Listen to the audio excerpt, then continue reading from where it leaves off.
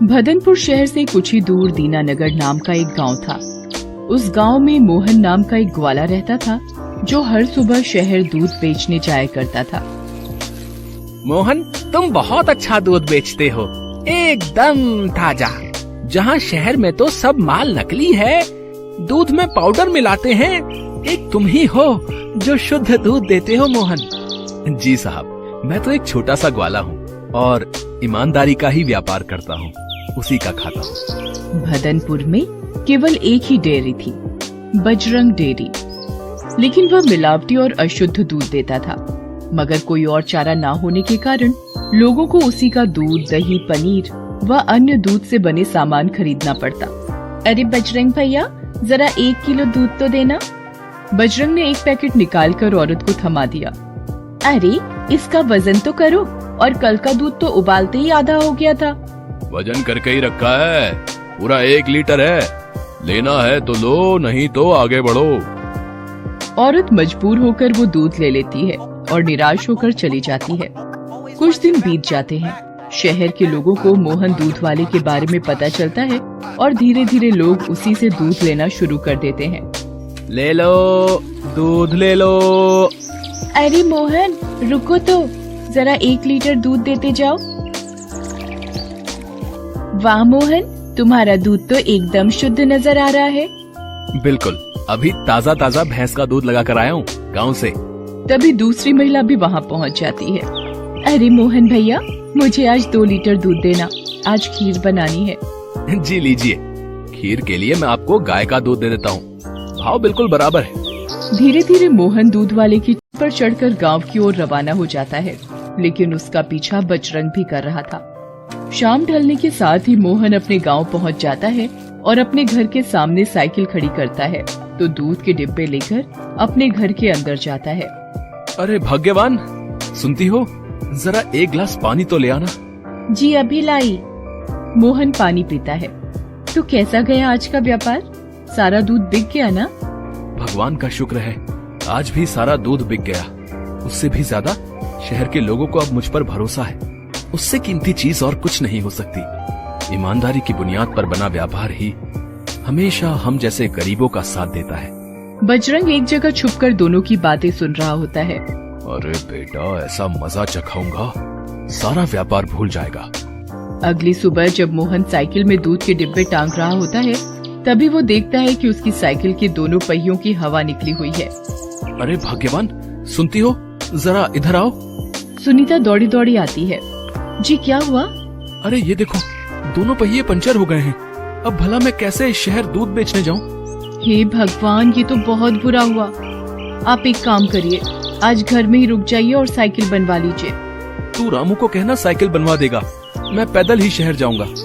और मोहन अपने सारे दूध के डिब्बों को सिर और कंधे पर टांग कर शहर की ओर चल देता है और कुछ ही देर में पहुंच जाता है। दूध ले लो, दूध। अरे मोहन भैया, जरा 1 लीटर दूध देना। और आज आपकी साइकिल कहाँ गई? जी दीदी, पता नहीं कैसे आज सुबह पंचर ही मिली। अरे मोहन भैया, क्या खीर बनी थी कल, दूध में मजा ही आ गया। वैसे साइकिल पंचर कैसे हुई?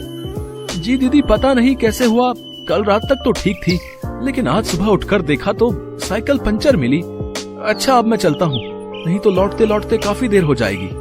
मोहन बजरंग की दुकान के सामने से भी जाता है। उसे देखकर बजरंग चौंक जाता है। अरे मोहन, आज पैदल ही दूध बेचने चल दिए? जी बजरंग भैया, पता नहीं कैसे आज सुबह साइकिल पंचर मिली, बच्चों की शरारत होगी। अच्छा, अब भैया मैं चलता हूँ। मोहन आगे बढ़ जाता है। बड़ा ही मेहनती व्यक्ति मालूम होता है। साइकिल पंचर करने के बावजूद भी आखिर मोहन दूध बेचने पहुंच ही गया। लगता है कुछ और करना पड़ेगा। शाम होने तक मोहन अपना सारा दूध बेचकर गांव वापस लौट जाता है। वह बहुत थका हुआ होता है। बजरंग इस बार भी उसके पीछे उसके घर तक पहुंच जाता है। अरे भगवान, रामू ने साइकिल ठीक कर दी क्या? अरे आप आ गए? जी हाँ, आज तो ले आई है साइकिल उसने। ठीक है, एक काम करता हूँ, आज मैं साइकिल अंदर कर देता हूँ, क्या पता बच्चों ने शरारत की हो। मोहन अपनी साइकिल अंदर खड़ी कर दरवाजा लगा लेता है, मगर उसके दूध के सभी डिब्बे बाहर थे। बजरंग इसी मौके की तलाश में था। अब देखता हूँ बच्चे, तू शहर दूध कैसे बेचने जाता है? अगली सुबह दूध दुहने के बाद जैसे ही रामू दूध अपने डिब्बे में डालने लगा तो सारा दूध नीचे से बहने लगा। अरे सुनीता देखो, ये दूध बाहर गिर रहा है। इस डब्बे में किसी ने छेद कर दिया है। अरे हाँ, बाकी डिब्बों के नीचे भी बहुत छेद है। किसकी हरकत हो सकती है? पता नहीं, पर मेरे पास एक उपाय है। तुम डब्बे के नीचे एक मोटा कपड़ा बांध दो। न जाने लोग मेरा कब से इंतजार कर रहे होंगे। मुझे दूध बेचने भी तो जाना है। मोहन कपड़े बांधकर डिब्बे में दूध भरकर शहर की ओर चल दिया। मोहन इस बार भी बजरंग डेयरी के सामने से गुजरा। उसे देखकर बजरंग हैरान हो गया। अरे मोहन, तुम यहाँ कैसे आ गए? अरे मतलब मेरा मतलब ये है कि तुम्हारे डब्बों में तो छेद था ना, लेकिन ये बात आपको कैसे पता चली? अरे वो सब छोड़ो, आओ ना, तुम बैठो ना। मोहन को बजरंग के ऊपर थोड़ा शक हुआ, लेकिन वो वहाँ से निकल जाता है। अरे मोहन भाया, ये तुम्हारे डब्बों को क्या हो गया? जी साहब, पता नहीं किसकी शरारत है। कल किसी ने साइकिल की हवा निकाल दी तो आज डब्बों में छेद कर दिया। न जाने कौन हो सकता है। और कौन होगा? तुम्हारे कारण यहाँ सिर्फ एक ही आदमी को नुकसान है, और वो है बजरंग डेयरी। ये सब उसी की चाल हो सकती है। तो साहब, अब मैं क्या करूं? शहर छोड़कर चला जाऊंगा तो मेरा परिवार कैसे चलेगा? अरे नहीं नहीं मोहन, तुमने हम शहर वासियों को शुद्ध दूध पहुंचाकर बहुत ही उपकार किया है।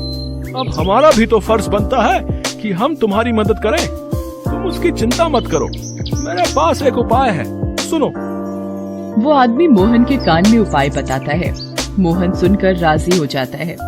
ठीक है साहब, मैं ऐसा ही करता हूँ। हाँ हाँ मोहन भैया, हम तुम्हारे साथ हैं। हम बजरंग को जरूर सबक सिखाएंगे। शाम ढलने पर मोहन अपनी साइकिल पर चढ़कर वापस गांव की ओर जा रहा होता है। इस बार भी बजरंग उसका पीछा करता है। घर पहुंचने पर मोहन अपना दूध का डिब्बा और साइकिल दोनों ही अंदर कर लेता है। थोड़ा अंधेरा होने पर बजरंग वहाँ पर आता है। अच्छा बेटा, मेरा धंधा चौपट करने के बाद अब तू यहाँ चैन की नींद सोएगा। अब देख मैं क्या करता हूँ। एक ऐसा इंजेक्शन दूंगा जिससे तेरे मवेशी दूध देना ही बंद कर देंगे। वहीं बाहर अस्तबल में मोहन की गाय और भैंस बंधी हुई थी। मोहन ने अस्तबल का दरवाजा खोला और जैसे ही वो गाय और भैंस को इंजेक्शन लगाने के लिए आगे बढ़ा, वहाँ की सभी बत्तियां जल उठी और मोहन समेत शहर के कुछ लोग वहाँ पर आ धमके। अच्छा, तो तू ही है वो करामाती इंसान है? नीच, मिलावट का सामान बेचता है और ईमानदारी को हटाना चाहता है। हमें इसे मारना चाहिए। मारो मारो मारो। जी नहीं नहीं, कानून को हाथ में लेना ठीक नहीं है। बेहतर होगा अगर हम इसे पुलिस के हवाले कर दें तो। वाह मोहन, न सिर्फ तुम्हारी ईमानदारी बल्कि तुम्हारी शालीनता ने भी हमारा दिल जीत लिया। वाह। वहाँ पर खड़े सभी लोग मोहन के लिए ताली बजाते हैं। बजरंग दूध वाले को सलाखों के पीछे भेज दिया गया। मोहन उसी शहर में दूध बेचता रहा और कुछ ही वर्षों में उसने अपनी खुद की डेयरी भी खोल ली है और अब वो अपने परिवार के साथ हंसी खुशी प्रसन्नता से रहता है।